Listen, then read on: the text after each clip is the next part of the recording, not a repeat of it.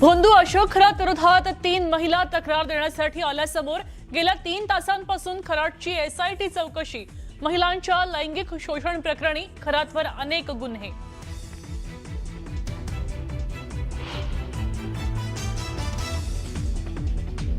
भोंदू बाबा बरोबर त्याच्या ओम फट स्वाहा म्हणणाऱ्या भक्तांवरही कारवाई करा। खरात प्रकरणावरनं उद्धव ठाकरे आक्रमक।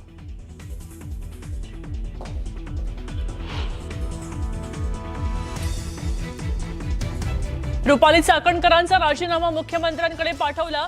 सुनेत्रा पवारांची एक्सवर पोस्ट तर चौकशी निष्पक्ष आणि पारदर्शक होण्याच्या दृष्टिकोनासाठी राजीनामा मुख्यमंत्र्यांकडे पाठवल्याचं सुनेत्रा पवारांनी केलं स्पष्ट।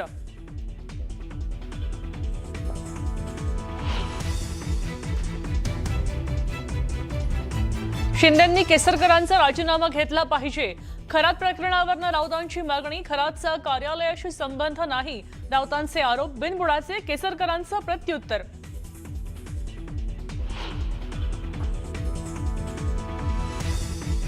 अशोक खरातच्या शिवनिका संस्थांसाठी दारणा धरणातनं 39 लाख लिटर पाण्याला मंजुरी। शेतकऱ्यांच्या हक्काचं पाणी संस्थांना वळवल्याचा आरोप। तर पाणी कुठं मुरतंय याची चौकशी करून कारवाई करा, उद्धव ठाकरेंची मागणी।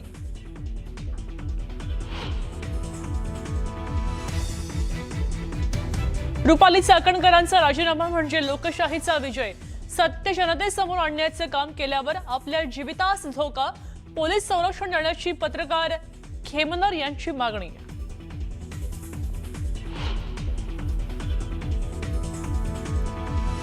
भोंदू खरातनं पूजा विधीसाठी नरबळी दिल्याचाही संशय। भोंदू अशोक खरातची सखोल चौकशी करा, अन्यसचे कार्यकर्ते मिलिंद देशमुखांची मागणी।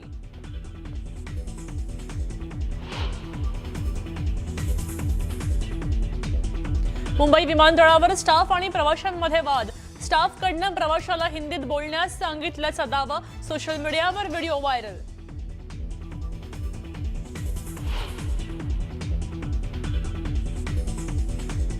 चिपळूण तालुक्यामध्ये प्लास्टिक गोडाऊनला भीषण आग। अचानक आग लागल्यानं प्लास्टिकचा साठा जळून खाक।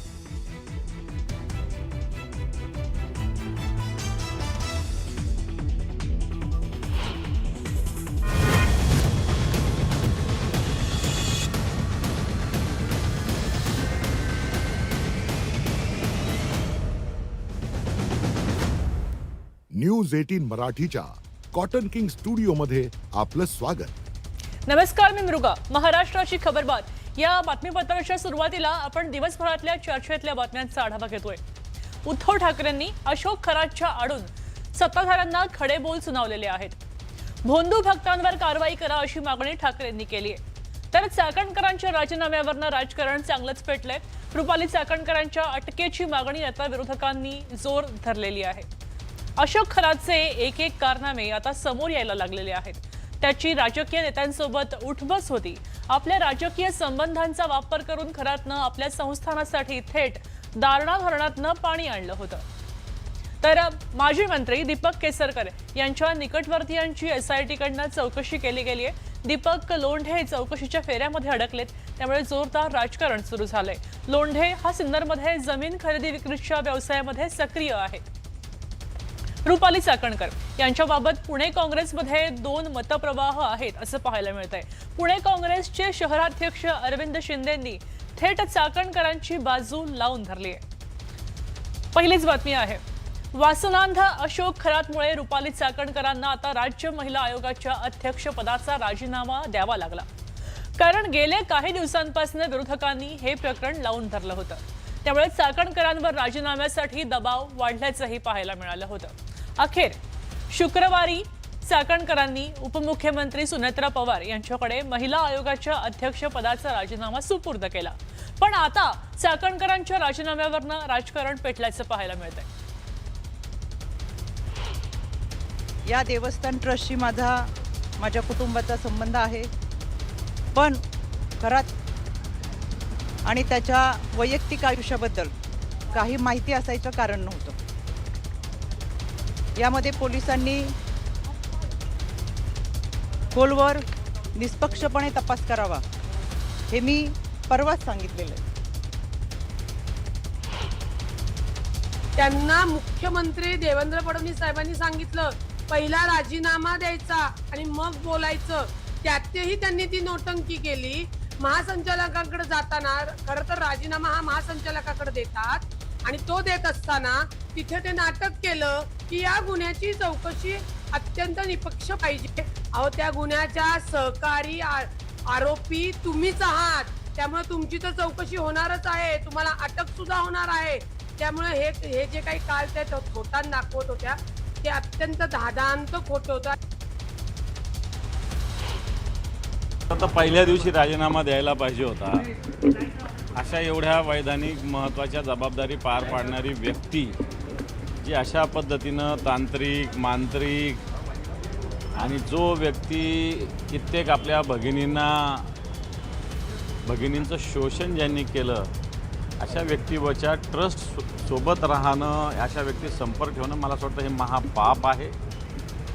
देर आहे दुरुस्त आहे असं म्हणता येईल. खरं तर राष्ट्रवादी काँग्रेस पार्टीनं अशा व्यक्तीला पक्षातसुद्धा ठेवलं नाही पाहिजे. रुपाली चाकणकरांच्या एकेकाळच्या सहकारी आणि शरद पवारांच्या पक्षाच्या नेत्या रोहिणी खडसेंनी सुद्धा चाकणकरांवर आता निशाणा साधलाय.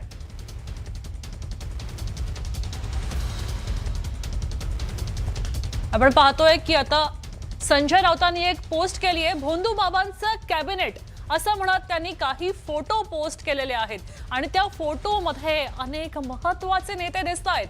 भोंदू बाबांचे रुपाली चाकणकर यांना जावेच लागेल. मुख्यमंत्री महोदय, खरं तर त्यावेळेचे मुख्यमंत्री म्हणजे आपण पाहू शकतोय की आरोपी अशोक खरात सोबत भाजपचा एक नेता, त्याचबरोबर दुसऱ्या एका फोटोमध्ये चक्क तत्कालीन मुख्यमंत्री अर्थात एकनाथ शिंदे दिसत होते.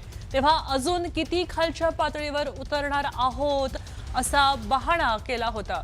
आपण पाहतोय की आरोपी खरात दिसतोय, त्याच्या सोबत हा एक भाजपचा मोठा पाटील दिसत आहेत. आपण पाहू शकतोय की खरात सोबत अनेक महत्वाच्या नेत्यांची नावं दिसत आहेत. आता उद्धव ठाकरेंनी सुद्धा बलात्कारी खरातवरनं सत्ताधाऱ्यांवर निशाणा साधलेला आहे. त्याचं कारण म्हणजे आता अशोक खरात सोबतचे अनेक फोटो सोशल मीडियावर व्हायरल होऊ लागलेले आहेत.